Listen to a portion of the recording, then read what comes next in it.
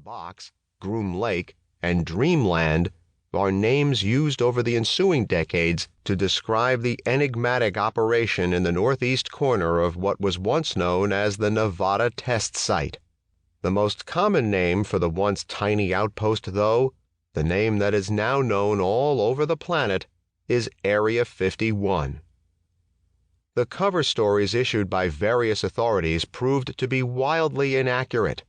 The facility was built to house the U-2 spy plane, the most highly classified program of its day. U-2 flights did collect weather data, but their primary mission was to spy on America's adversaries. The small, temporary facility wasn't temporary at all. Today, it is a sprawling complex that employs close to 2,000 scientists, technicians, pilots, radar specialists, contractors, security personnel, and assorted spooks from the world of military intelligence.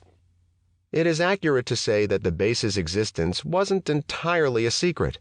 I obtained a pair of phone books from the old AEC era, and inside the page are several now defunct numbers for personnel assigned to Area 51. Because the base was to the east of America's primary atomic testing ground, it was often bathed in radioactive fallout during the years when above-ground nuclear blasts were uncorked in the Nevada desert. The designation Area 51 is found on several fallout maps from the 50s and 60s, but by the late 70s, Area 51 had all but disappeared from those maps. The quadrangle-shaped box on the maps was left empty. By the 1980s, reporters who asked questions about the base were told that no such base exists, even though for a time it was possible to see the base from the tops of nearby mountaintops.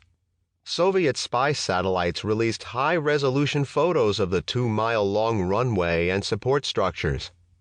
Something had changed. Like a military brigadoon, the base had essentially disappeared. As a journalist, I am aware that I will never be allowed to set foot on the base, yet it has become a major part of my personal identity and professional life. It is as much a part of my life as it is for the men and women who worked out there, toiling in obscurity in order to protect the rest of us during the darkest days of the Cold War. When I kick the bucket, I'm sure my obituary will contain some reference to the Area 51 stories I have written throughout my career. When I was first hired by KLAS TV in 1981, my friend, mentor, and news director, Robert Stoldal, handed me a thin file he had collected over the years. It contained 24 or so pages of news clippings he had culled during his long career as a newsman. This was the sum total of what the public knew about Area 51 at the time. There were a few fuzzy references to the base in newspaper articles from the 1970s. Most of the pages were clippings from Aviation Week and Space Technology, an excellent publication whose readers sometimes referred to the magazine as Aviation Leak. Stoldal had developed a passionate interest in the secret base and thought I might be the right guy to eventually find out what goes on out there.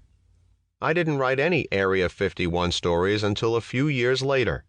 In 1984, the U.S. Air Force illegally seized control of 89,000 acres of public land adjacent to Groom Lake. One day, the land was accessible. The next day, it was off limits. Armed guards patrolled the perimeter. Ranchers, rock hounds, even property owners who tried to traverse the new line in the sand were warned to stay out or else. Signs warned that the use of deadly force had been authorized. The Air Force acknowledged it seized the land without any legal permission. Months later, AF officials appeared before Congress to ask for retroactive authority to do what they had already done. Elected officials in Nevada griped about it, as did the public, but the Pentagon had no intention of reopening the 89,000 acres to the public, nor would they say why they needed all that acreage. The extraordinarily brazen move by the Air Force generated headlines for a few months. A KLAS reporter named Richard Urey produced a multi-part series about the known history of Area 51, but the buzz died down. For years, anyone who called Nellis Air